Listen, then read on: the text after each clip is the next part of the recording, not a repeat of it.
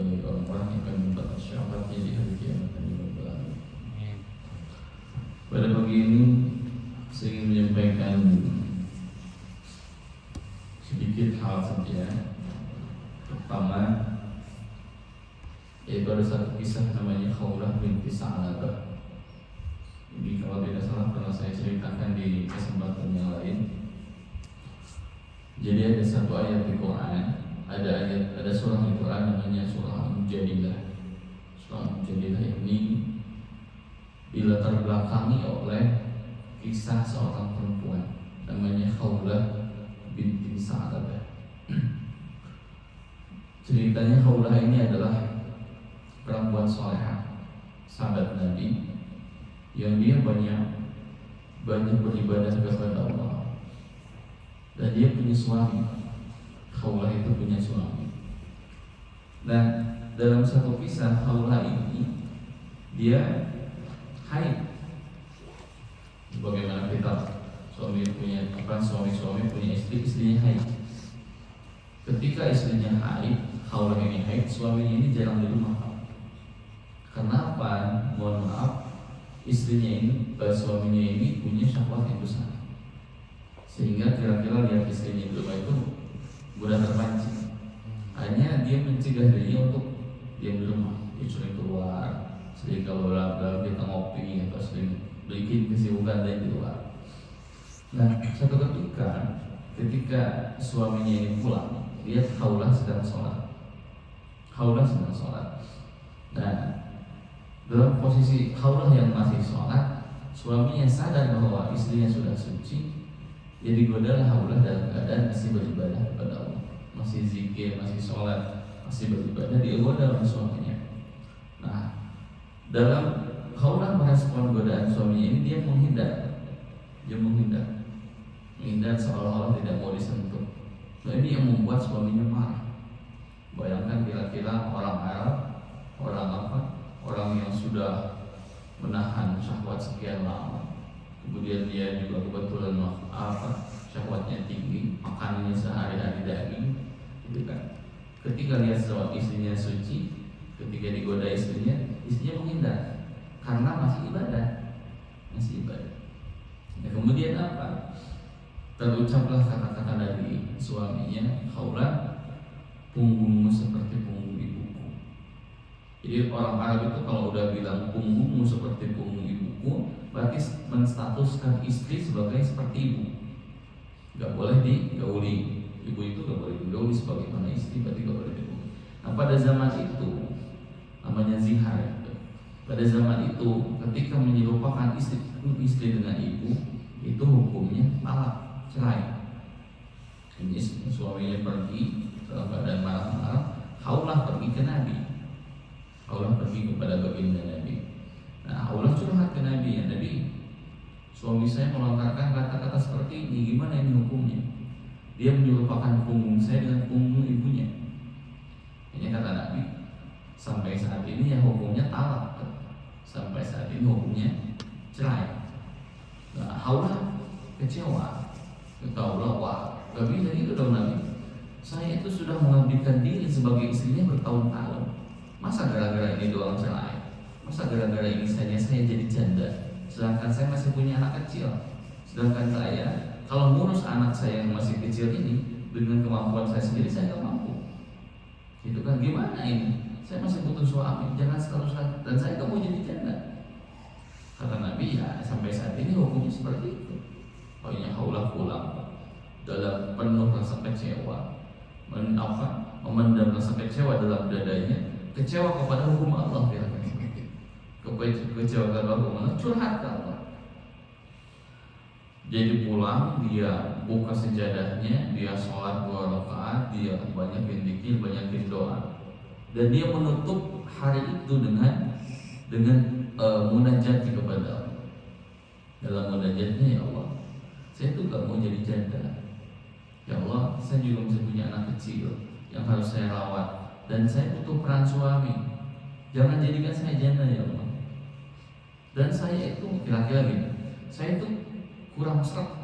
Saya gak suka dengan apa yang dikatakan Nabi-Mu ya Allah Muhammad. Masa Nabi bilang bahwa saya jadi janda? cerai, saya nggak redho, sehingga itu makanya saya protes kepada. Jadi pada hari itu Nabi itu digugat oleh Khawlah. Digugatnya bukan ke pengadilan, ke Allah langsung. Dan ini luar biasa. Jadi bagaimana kita memang harus menjaga perasaan orang lain dan sebagainya. Ini apa yang di-ACC oleh Allah itu, ya apa yang diinginkan oleh Allah, sehingga turun pada saat itu ayat surah Al-Mujadilah ayat 1 sampai 4. Qad sami'allahu qawla allati tujadiluka wa tashtaki ila Allah. Kata Allah, wahai Muhammad, aku, kata Allah, mendengar keluhan seorang perempuan yang mengadukanmu, gitu kan, yang mengadukanmu kepadaku, gitu kan, wa tashtaki ila Allah, dan melaporkannya kepada Allah. Nah, setelah itu datanglah hukum zihar. Jadi gak lama setelah itu datang ayat ke Nabi, turunlah hukum zihar, bahwa zihar itu bukan talak. Apa yang dikatakan suaminya tidak jatuh cerai, tapi jadi dapat kifarat, nantinya ada zihar. Nah, apa yang terjadi setelah itu? Nabi memanggil sahabat, tolong panggil Khawlah. Panggil Khawlah, diketok itu oleh Khawlah, Assalamualaikum. Dipanggil oleh Nabi, panggilan Nabi. Konon katanya dalam kondisi Khawlah masih di tempat ibadahnya, masih di tempat munajatnya, baru menutup doanya, baru menutup munajatnya, langsung dipanggil oleh sahabat. Sahabat dibuka, kata Allah, ada apa? Dipanggil oleh Nabi, langsung bergegas ke rumah Nabi. Apa Nabi? Apalagi yang mau kau ucapkan? Kata Nabi, baru saja Jibril datang kepadaku menurunkan wahyu dan mengatakan bahwa apa yang terjadi pada kamu itu bukan cerai tapi zihar, dan suami kamu harus membayar kifarat ini. Wah, itu Khawlah senangnya bukan main. Dan sampai Khawlah itu bilang, wahai Muhammad, aku bersaksi sehidup dan matiku bahwa kau adalah benar-benar Rasulullah. Karena barusan aku munajat hari ini, detik ini Allah langsung meresponnya, dan Allah mengabulkan permintaanku. Mengabulkan permintaanku. Ini luar biasanya doa wanita salehah.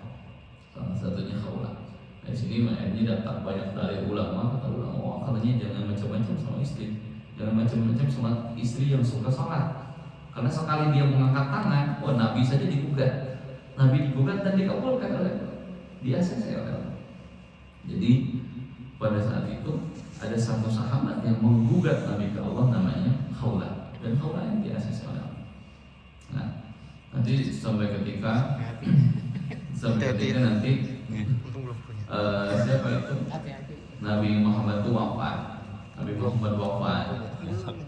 Abu Bakar As-Siddiq menjadi khalifah, wafat karena tidak lama Abu Bakar menjadi khalifah. Datanglah masa kekhalifahan Umar bin Khattab. Khawlah pada masa Umar bin Khattab menjadi khalifah, Khawlah ini sudah tua, Pak. Khawlah sudah tua. Dalam satu ketika kira-kira kan Umar bin Khattab sebagai presiden, sebagai khalifah, dia pergi itu dikawal banyak sahabat. Karena dia sebagai pemimpin umat Islam, Amirul Mukminin Umar bin Khattab. Saat itu khalifahnya Umar, dia datang, dia biasa ngecek pergi kemana, belusukan lah. Dicegat oleh Khawlah tengah jalan. Yang saat itu Khawlah sudah nenek-nenek. Umar bin Khattab dicegat oleh Khawlah, diceramahi oleh Khawlah. Konon katanya dari waktu duha sampai mau habis waktu zuhur. Ya kebayang lamanya itu. Dari awal siang sampai mau habis siang, mau menjelang sore, diceramahin di tengah jalan. Seorang khalifah presidennya umat Islam, Umar bin Khattab, diceramahin oleh perempuan tua. Wah, Umar bin Khattab apakah Umar bin Khattab melawan? Enggak. Umar bin Khattab hanya menundukkan kepalanya dan mendengarkan apa yang diucapkan oleh nenek ini. Sampai para pengawalnya ini pas pampresnya itu bilang, Umar, ngapain capek-capek dengerin perempuan ini? Ayo kita pergi, katanya. Ngapain capek dengerin perempuan ini? Ya kata Umar, wahai sahabat, apakah kamu gak tahu siapa perempuan ini? Siapa yang Umar? Perempuan ini yang pernah mengadukan Nabi kepada Allah dan dia diijabah oleh Allah. Perempuan ini yang pernah mengadukan Nabi kepada Allah dan dia doanya di-ACC oleh Allah. Jadi keputusan Nabi yang tidak di-ACC oleh Allah. Sehingga apalah posisi Umar, Nabi saja digugat, apa tuh? Gimana kalau dia ngomong macam-macam? Gitu kan? Itu hebatnya perempuan. Wahnya Umar bin Khattab sampai kalau katanya mau habis waktu zuhur. Karena waktu mau habis waktu zuhur Nabi Khattab bilang, oh Allah, saya izin mau sholat dulu, mau sholat dulu setelah itu. Ya dia pergi mau sholat. Itu doa wanita-wanita soleh. Dan dalam satu kisah lain, ada satu istri Nabi Ibrahim namanya Siti Sarah, ibunya Nabi Ishak. Jadi Nabi Ibrahim itu dulu dakwah di saya kalau nggak salah pernah cerita kisah ini juga. Nabi Ibrahim itu dulu dakwah di Babilonia melawan Raja Namrud yang membakarnya hidup-hidup. Tapi nanti Namrud mati oleh satu ulat atau satu nyamuk banyak versi masuk ke hidungnya, mati itu kan karena bertelur di otaknya atau di kepalanya mati. Jadi setelah Namrud mati, Ibrahim suruh dakwah ke Mesir. Ibrahim ke Mesir bawa Sarah. Nah, Sarah ini sebagai istri Nabi Ibrahim yang belum punya anak. Nah, pada saat itu dia ada Raja Mesir yang punya kebijakan seperti itu. Kebijakannya, siapa perempuan yang punya suami maka diambil alih oleh raja. Karena kata raja saat itu, perempuan yang punya suami berarti perempuan ini menarik. Buktinya ada yang mau menikahinya. Sehingga oleh karena saat itu raja itu nyari perempuan yang bersuami untuk dinikahi oleh raja, untuk diambil oleh raja. Nah, Ibrahim ketika masuk ke daerah Mesir, dia bilang ke Sarah, ke istrinya, nanti kalau ditanya sama tentara, bilang kamu bukan istri saya, bilangnya saudari saya. Nah, tapi Sarah ini cantik, Sarah ini cantik. Dan memang sunatullahnya seperti itu. Istri-istri Nabi itu cantik. Nabi-nabinya yang jadi ganteng, dari Nabi Adam sampai Nabi Muhammad itu ganteng semua. Dan istri-istri cantik. Karena memang makanya nanti ada kesunahan. Ulama itu harus katanya istrinya bagusnya cantik.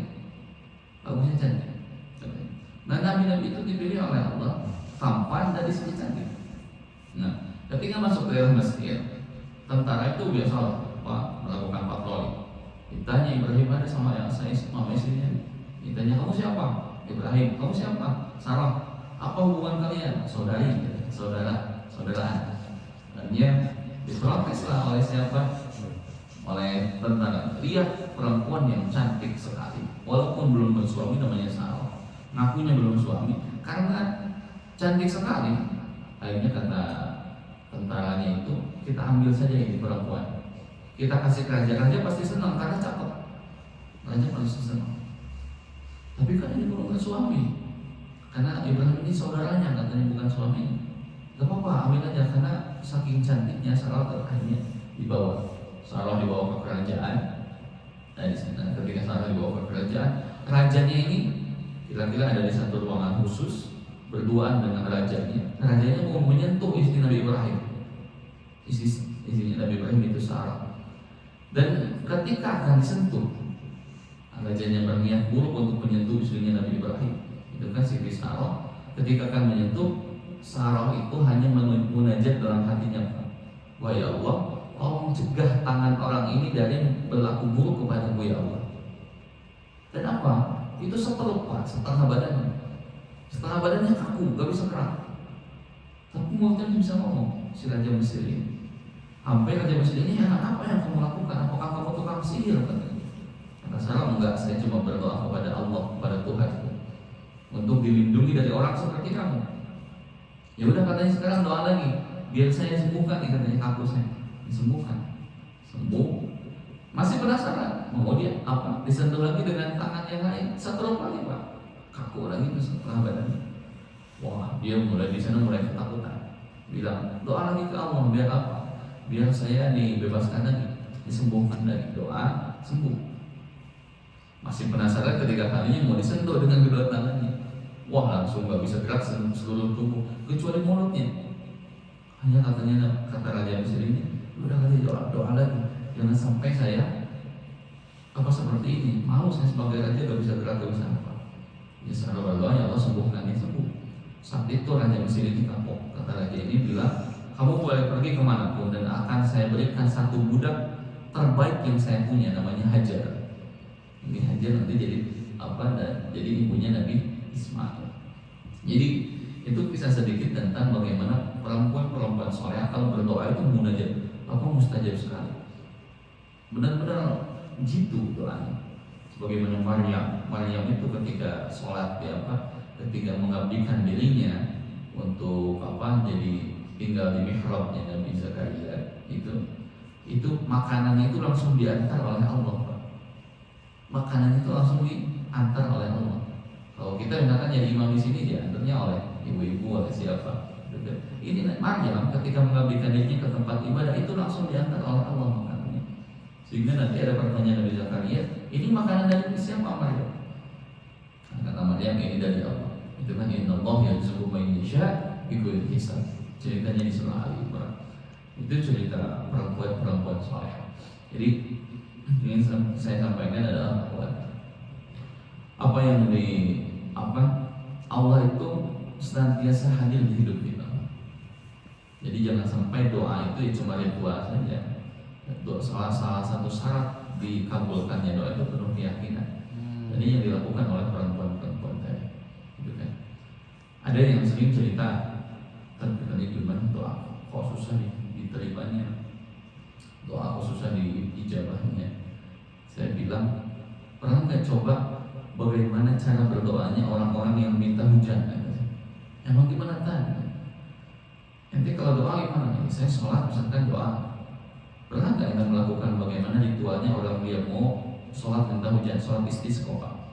Kan kalau mau sholat istisqa, kita itu harus puasa dulu 3 hari ya. Mau sholat istisqa misalkan udah kemarau panjang berbulan-bulan nggak ada air, kita itu sholat puasa dulu 3 hari. Dan selama puasa kita itu tidak boleh melakukan apa yang dilarang oleh Allah, nggak boleh maksiat. Dan kita memperbanyak diri kita dengan istighfar dan sedekah.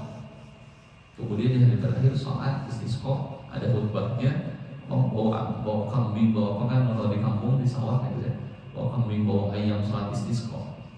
Itu jitu. Karena apa? Kita membersihkan dulu diri kita dari dosa-dosa, membersihkan diri dari dosa-dosa dan sebagainya. Itu tentang doa, bagaimana orang itu bisa jitu dalam berdoa. Hal terakhir mungkin sedikit saya 3 menit 2 menit lagi saya sampaikan, Bapak-bapak sekalian, hari itu kita mendapat kasus yang lumayan rumit tentang tentang pernikahan sesama jenis. Di Indonesia itu sudah mulai banyak orang-orang yang gay, orang-orang yang lesbian, itu kan. Itu ajaran dari mana? Mungkin dari sini juga. Ya banyak seperti itu. Di Indonesia mulai di Bandung itu laki-laki itu udah banyak gandengan sama laki-laki. Itu alhamdulillah. Tapi yang saya katakan bahwa dalam ilmu pernikahan itu ini inspirasinya itu beberapa hari yang lalu saya lihat ada postingan orang menikah dengan saudaranya, menikah dengan mahramnya. Maka saya ingin mengatakan mahram itu nggak boleh nikah. Ini saya ingin kasih sesi tentang ilmu fikih 2 menit saja. Ada hukum di Islam itu namanya mahram, bukan muhrim, harusnya mahram. Karena kalau muhrim itu orang yang ihram, yang di Mekah mau haji ihram dulu, itu muhrim namanya.